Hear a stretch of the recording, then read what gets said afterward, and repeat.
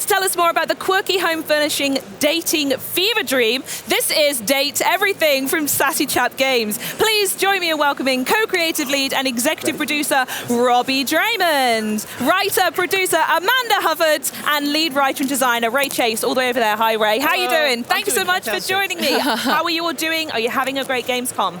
Really, the best Gamescom. And, you know, just so you and everybody at home knows, I know my name said Amanda, but I'm actually Tiago today. I'm sporting our lead programmer's jacket because someone stole my jacket out of my mailbox. So if you're watching this, if you could please bring my jacket back to me, I would appreciate it. Thank you so much. Wonderful. So all good, maybe aside from Tiago and the missing jumper. Poor Tiago. There we go. Now, I most likely confused people in the intro of what exactly I was talking about with the game. So for those who don't know the premise of Date Everything, tell us more. What exactly does that mean? Sure, this is an absolutely bizarre game that has never been made before.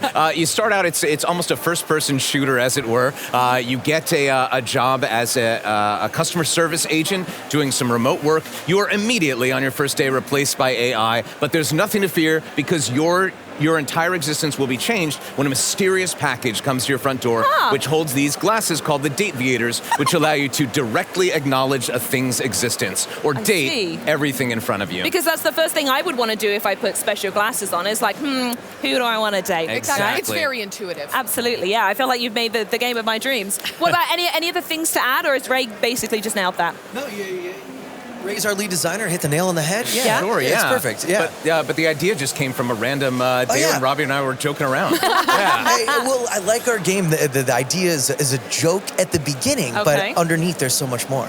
And yeah, we just pitched it out during a voiceover session we're doing together, and then a couple days later, Ray came to me and says, I think I want to make this a thing. There's something here. And the next thing we knew, we were filling out contracts to start a video game company, and here we are 6 years later. It's wild. Wonderful. Okay, well, we can't talk about a dating simulator without asking what we're dating. You see where I'm going here. So tell me a little bit more about who it is we're going to be interacting with.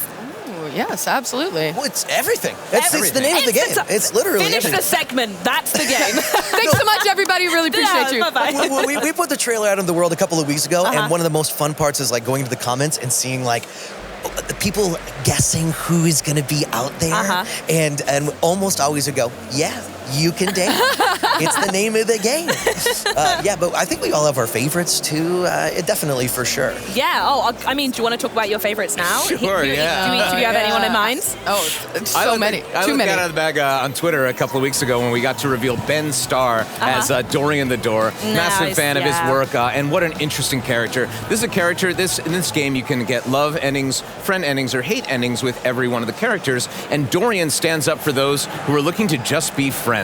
For that playthrough that's a middle of the road, not really looking to date everyone, and he's an absolute champion of friendship more than anything. We should say that for the people that don't know, because it's not directly revealed in the announcement, is that every character has 3 different relationship statuses that you can get an ending with. Interesting. Yeah, it is date everything, but you can also befriend everything, and you might just hate them too. Hate everything is my kind of game. Maybe there's a way to play it as hate everything. We'd be remiss if we didn't do it. Oh, I love it. Yeah. I was going to say Tiago then, but that's... Tiago, if you could jump up here. I'd have to go with, I think, Von Trapp. Hilarious character, and probably one of my favorite sessions that we did. It's so funny. You can't go through Von Trapp's story without laughing, crying, sobbing. It's so good. We had an amazing writing team of about 30 individuals, and they all put their unique perspective on it. And then the voice actors came in and added another layer, right? And when you're talking about a character like Von Trapp, which is Dana Snyder, who you might know from Aqua Teen Hunger Force, Master Shake, a ton of other comedic stuff, he just kind of went wild.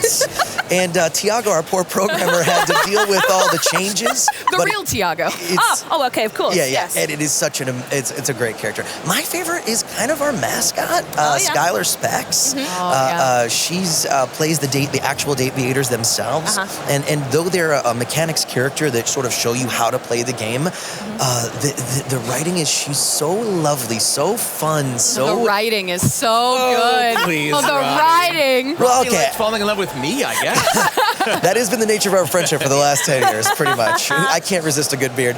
But then we brought in nerd icon Felicia Day to come in and play Skylar, and she brought this whole new level of charm to it. So yeah, we've all got our favorites, but I think those are our top 3. I love it. We might change this. Someone asks us next week. Don't worry about Every single day, I feel like every playthrough you'd find a new reason to love someone else. They're all my children. I can't actually pick. There you go. I'm sorry I made you do so. I do want to stay on the topic of voice actors, though, because obviously yourself, you've done quite a lot of work here at the table. So what's it like moving from performance to development on a title and being behind the scenes a little bit more?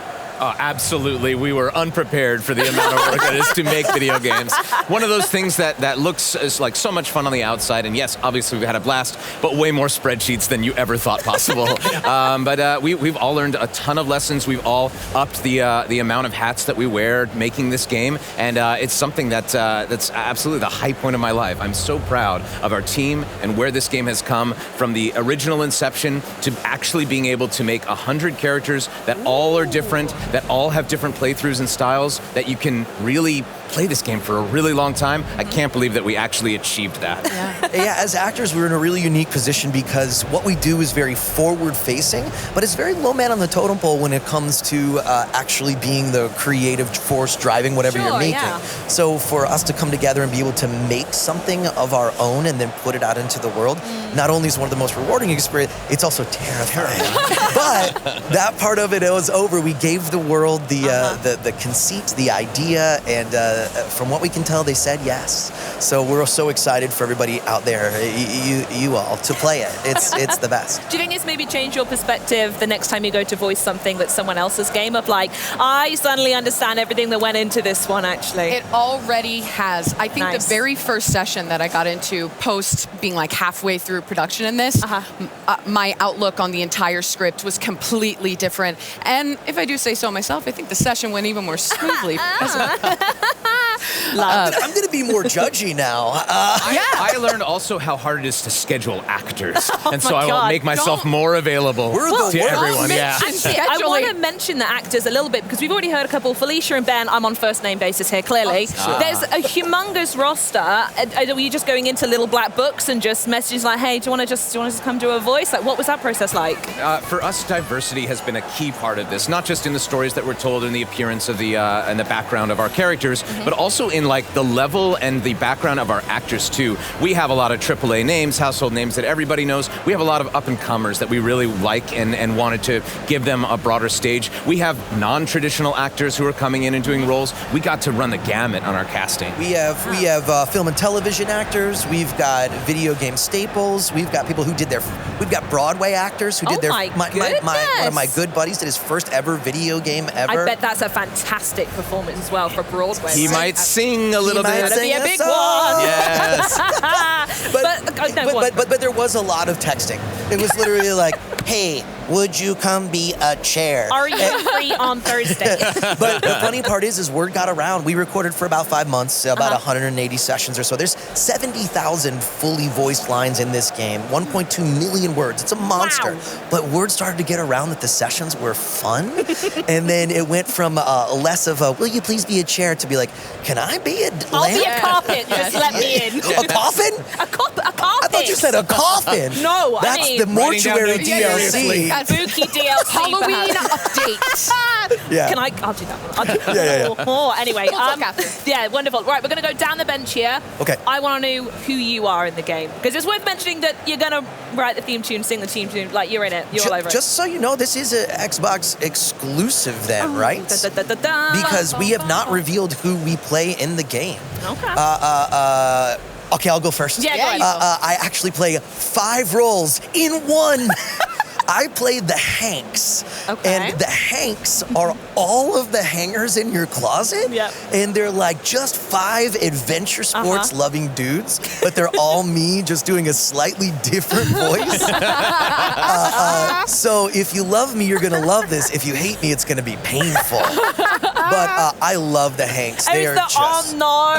Yeah, of course. Can I get a live oh no? Oh, no. I don't have an Australian accent. Stunning. I can't. Immaculate. But they're the Hanks are. We had one of somebody play through it today, and they had such a blast. I love them. I hope you guys love them too. Yeah. Yo, baby. Who are you? Me, I play Rebel, the rubber ducky. Rebel is very edgy, has a bad attitude, doesn't want to hang out with anybody, really don't understand why you keep talking to me, but secretly underneath, Rebel might have a little bit more heart than that. Maybe, probably not. But definitely can't reveal that. You got to work to get there, though, for sure. You really have to put in some effort. Although already, Rebel is winning the fan art contest, right? Yeah. Apparently, it's a popular character design. There has been already dozens of images of Rebel populating the internet in the best, most fantastic way. I was not expecting that. I'm so glad people love them. All right, illustrious leader, who do you play? I play one of my favorite characters. I wrote his theme song. I got to voice him. I wrote all the things he said. He is the Scandelabra, one of the first characters that we came up with in this. He's like an 18th century courtier. Look at him. And while everybody else loves the fact that you're going around and being very polyamorous and doing it, for him it's all scandal. And he keeps track of all the love endings that you have and berates you for it. But in the end, maybe he loves it on the inside. I have to ask, actually, specifically on that, with the names being pun-based, as a Brit, I adore that. What comes first? Do you come up with a Scandelabra or a scandal, and then you try to fit that into an object? You've had this question before. Yeah. Oh, well, some are non-negotiable. Every house has a table or chair. That we knew. Fair. Yeah. And then sometimes the pun comes along with the casting too. So our friend Charleyy Lee, who's one of the best voice actresses ever, we're like, well, we have to make her the chair, right? And call him Jeremy.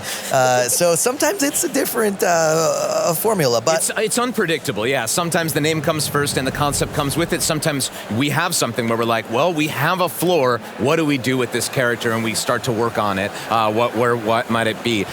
All these characters were developed at different times. Some faster than others. Some had different rewrites and stuff. But we didn't want them all to just be rhyming name, even though it might seem like no, fair enough. No, I love it. I do want to come back a little bit and manage your character because in the B-roll that we got playing here, there's something that pops up I really want to talk about, which is this content aware that Skylar talks about. I love it as a feature, but I want you to tell me why everyone else should fall in love with it. Our game in general isn't overly salacious, nor is it anything negative in that way. It's bawdy, it's fun, it's flirty, but mostly it's wholesome and a really good time.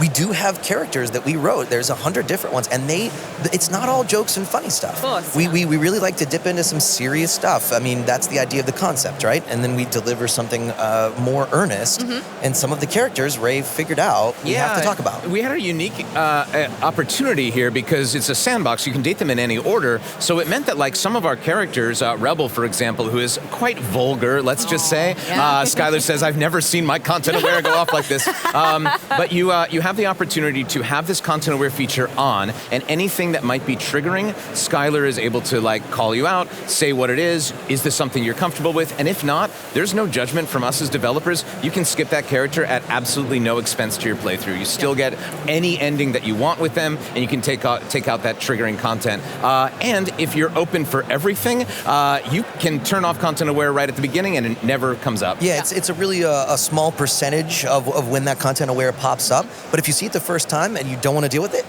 gone forever, and then you can turn it back on whenever you'd like. Exactly, yeah. Amazing. Wonderful. Thank you so much for telling us about that. I love it. Thanks for asking. Yeah. You're so welcome. We want people to have the best possible experience with this. And we always say this is a game, even though it's a dating sim, it's never a game that you would be embarrassed to have someone walk in on you playing. Yes. You know? While you're chirping up the candelabra. Yeah, exactly. Yeah. You're like, oh God, don't look. Yeah, of course. So with it being a dating simulator, and you said there's 100 characters in there, are there any pre-existing relationships in the house? Are the players going to meet other complications along the way? Ooh, yeah, quite a bit. I mean, all of these characters, when the game starts, they have a rich pre-existing life that the player then kind of gets to pull apart and unfold. Some of them interact a little bit more, some are maybe a little bit more siloed, but that's all stuff that the player gets to discover as they go through. Yeah, I mean, we have two characters that debuted in the trailer, Harper and Dirk, and when you first encounter them, they're kind of intertwined. They're mixed up, and I won't say how to give away too much, but they're mixed up in not the world's. They have a content aware warning because their relationship could be viewed as toxic to some, and you have a choice. You can do whatever you want. You can get them back together. You can break them apart depending on what you think is best. You can become friends. You can romance them separately, together. You can get them to hate you. And it's all whatever you feel as a player is the right pathway for you. It's been the best part of Gamescom is watching people play and getting to see how they react. And we had some people go, oh no, what does this say about me? And we went, oh yes, what does this say about you? That's the point.